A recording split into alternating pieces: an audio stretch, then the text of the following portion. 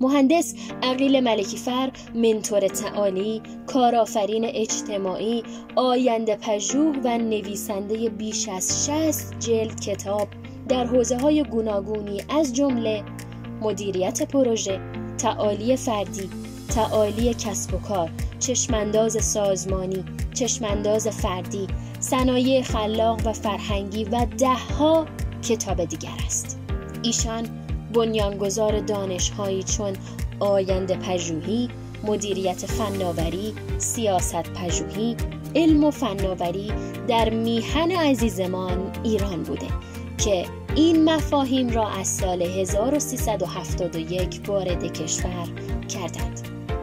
همچنین به عنوان نخستین منتور تعالی فردی و سازمانی در کشور شناخته می شود و مدرسه تعالی را با سبک خاص آموزش تعالی بخش در همین راستا تأسیس کرد.